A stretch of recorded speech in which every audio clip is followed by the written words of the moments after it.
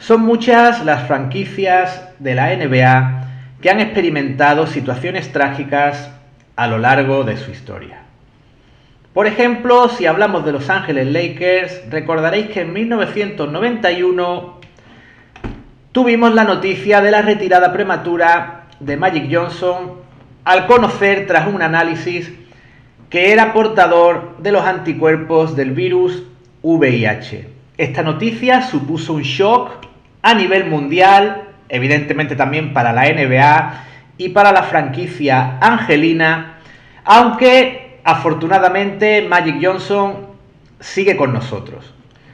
Por supuesto, a la hora de hablar de tragedias y de Los Ángeles Lakers, no podemos olvidar a Kobe Bryant, el jugador, la estrella de Los Ángeles Lakers, fallecido en accidente de helicóptero junto a otras personas, entre las que también se encontraba su hija.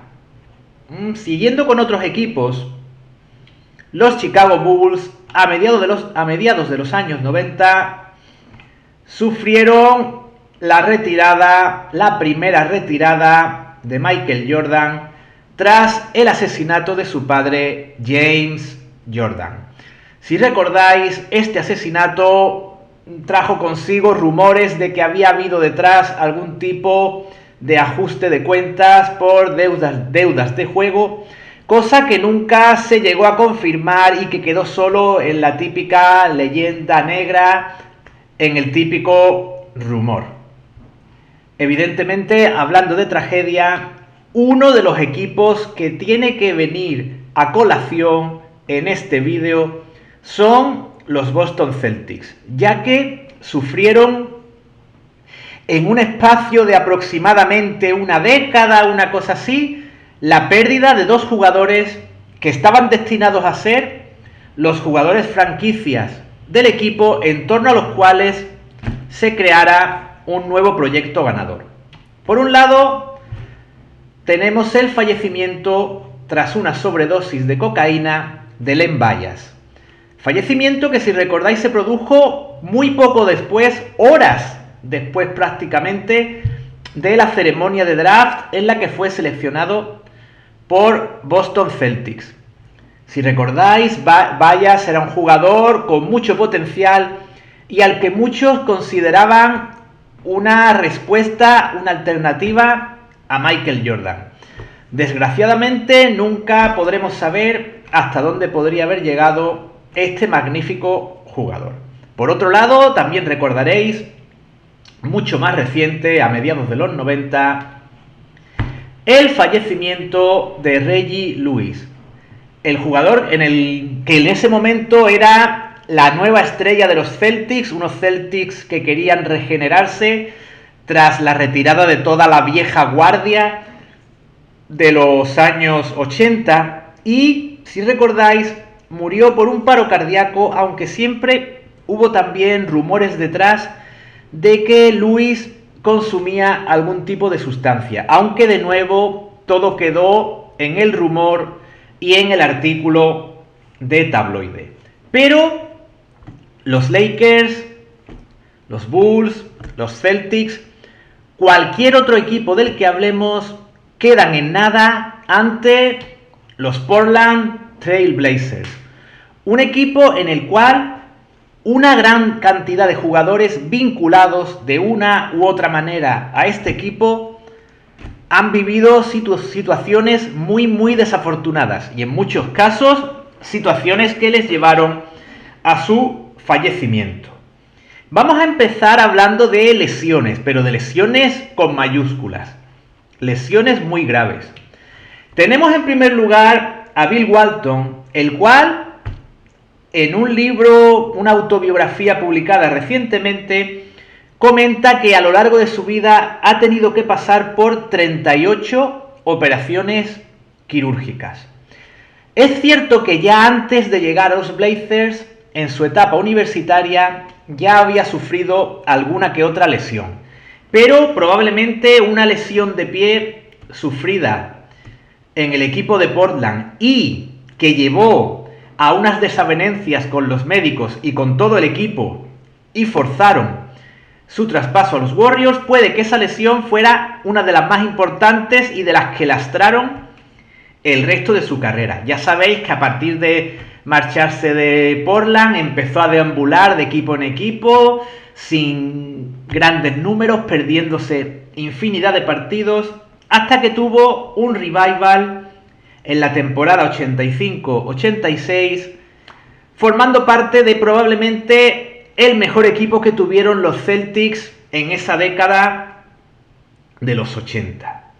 Y continuando con lesionados ilustres de los Blazers, no puede faltar por aquí la figura de Sam Bowie.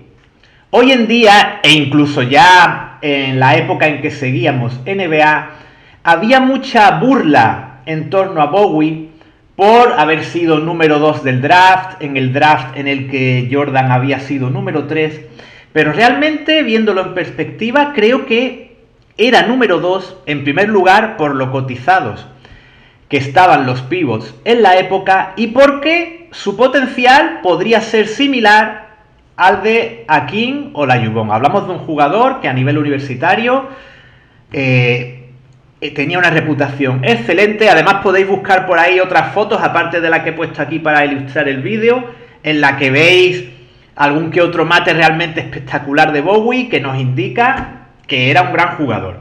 Ya sabéis que Sam Bowie, al poco de llegar a Portland, sufre una grave lesión de rodilla que ya marca toda su trayectoria en los Blazers. En ningún momento es capaz de asentarse y de ofrecer un rendimiento notable, cosa que sí hizo al marcharse a New Jersey. Sus años en New Jersey, la verdad es que no estuvieron nada mal. Y ya os digo, si buscáis vídeos de Bowie, veréis que era un jugador que sabía jugar muy bien, con muy buenos fundamentos. No era nada torpe, a pesar de lo que haya podido quedar como estereotipo de Sam Bowie. Proseguimos con nuestra lista de ilustres lesionados. Y por supuesto, no puede faltar Arvydas Sabonis.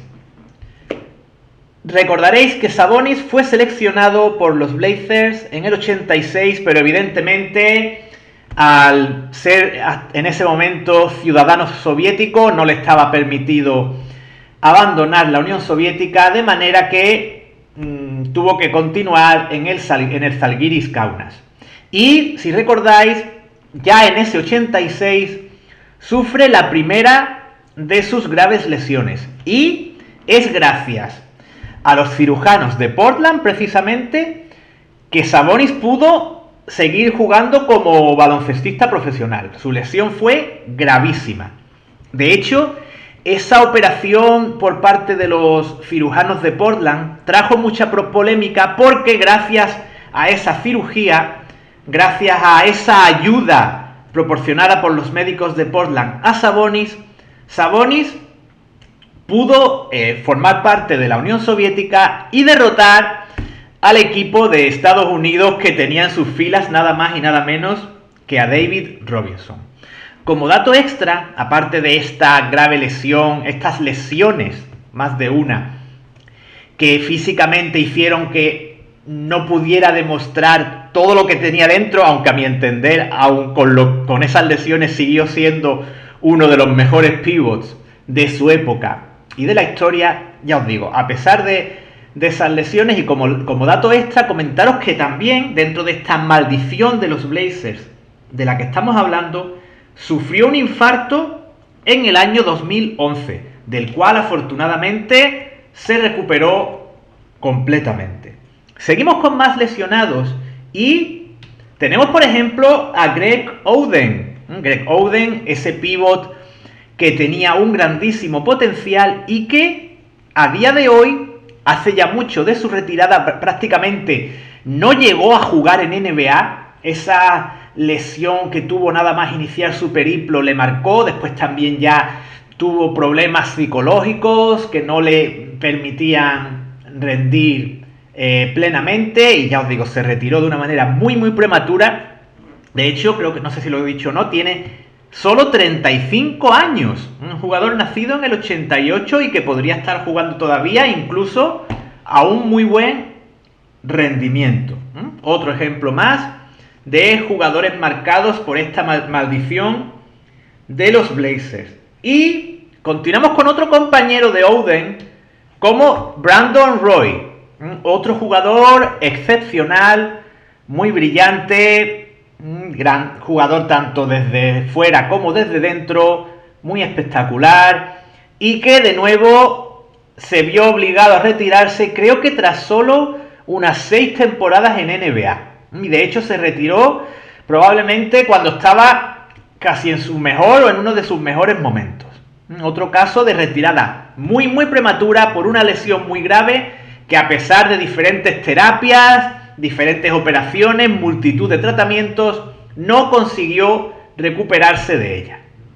De hecho, estamos hablando nuevamente de un jugador bastante joven, tiene 39 años, creo que vi cuando estuve preparando este vídeo, de manera que o bien podría seguir jugando, o bien podría hacer poco tiempo de su retirada. Y ya dejamos lo que son las lesiones y pasamos a situaciones de mayor gravedad. Aquí tenéis a Ramón Ramos. Os lo pongo aquí en una foto cuando formaba parte de los Blazers. Lo veis aquí con Clyde Drexler, cuando acababa de fichar por el equipo de Oregón. Y os comento lo que ocurrió con Ramón Ramos. Este jugador puertorriqueño no fue seleccionado en el draft, pero Portland decidió darle una oportunidad. Y poco después de recibir esa oportunidad por parte de Portland, el 16 de diciembre del 89, atentos a la fecha, 16 de diciembre del 89, sufre un gravísimo accidente de coche, tras el cual queda en coma, y accidente que le provocó unas secuelas físicas y neurológicas de por vida. Nunca consiguió recuperarse. Está vivo, sigue siendo una figura conocida y a la que se homenajea con frecuencia, pero evidentemente su sueño de jugar en la NBA acabó ahí. Y os dejo con la fecha de nuevo. 16 de diciembre del 89. Evidentemente, todos sabéis que 6 días antes... Bueno, un momentito, antes de esos 6 días antes, sí, que se ha colado por aquí Bill Cosby. Fijaos, Bill Cosby homenajeó a Ramón Ramos en uno de los capítulos del show de Bill Cosby, luciendo la camiseta de este jugador puertorriqueño. Y hecho este breve apunte anecdótico, continuamos con lo que estaba comentando y ya os digo, ese 10 de diciembre del 3 de diciembre, es decir, no son 3 días, disculpad, no son 6 días, disculpad, son 13 días. 13 días antes de ese 16 de diciembre, el 3 de diciembre del 89, se produce el trágico fallecimiento de Fernando Martín, un jugador al que todos recordamos, que todos tenemos en nuestro recuerdo. Personalmente, creo que es un jugador, es una persona a la que tengo presente en mi recuerdo a diario, un jugador que me marcó en mi infancia notablemente, era un ídolo para mí y que, como ya sabéis, su fallecimiento supuso una noticia absolutamente impactante en España, donde era un auténtico ídolo de masas. 3 de diciembre, tenía aquí un fallo en la anotación, 3 de diciembre de 1989. Y continuamos, y tan solo, ni siquiera 3 años y medio después, el 7 de junio del 93, en un accidente mientras su coche iba por una autopista alemana, conducido creo que por su pareja, fallece el gran Drazen Petrovic.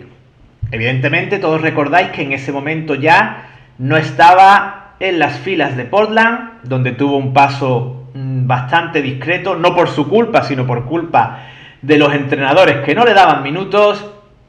Y eso, tras ese paso por Portland, estaba en ese momento en los Nets en un momento realmente dulce, afianzándose en la NBA y siendo ya en ese momento uno de los mejores escoltas de la competición.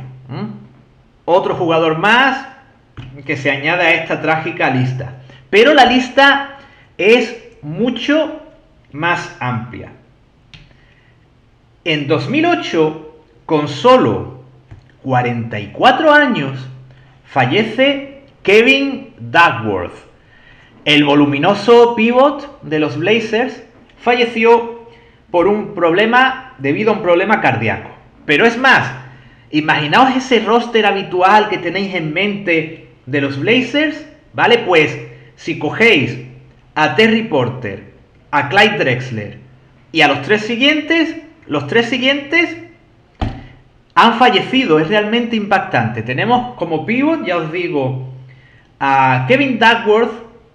Podríamos poner en este hipotético equipo, en un momento dado, aunque fuera más alero que a la pívot, podríamos colocar de alero a Jerome Kersey, el cual falleció en 2015 a los 52 años debido a una embolia pulmonar, otra muerte prematura que realmente se añade a toda esta serie de fallecimientos en edades muy tempranas de jugadores vinculados en algún momento a los Portland Trail Blazers. Pero hay mucho más. En 2020, y debido a una hemorragia cerebral, fallece a los 53 años Cliff Robinson, ese jugador que fue el primero en llevar una cinta en la cabeza que lo hacía tan característico, tan identificable en la época. Grandísimo jugador que empezó en un papel como de sexto hombre en los Blazers y poco a poco fue adquiriendo un estatus más estelar en el equipo, y como os estoy comentando, con tan solo 53 años y debido a una hemorragia cerebral, fallece. Siempre he tenido en mente que los fallecimientos de esos tres jugadores, Kersey, Duckworth y Robinson, a tempranas edades, me dan que pensar de qué tipo de, a lo mejor, de tratamientos médicos, por llamarlo de alguna manera, pudieran tener en su época, tanto a nivel de equipo como a nivel propio, a nivel personal, para intentar mejorar rendimiento. Ya os digo que es solo una hipótesis.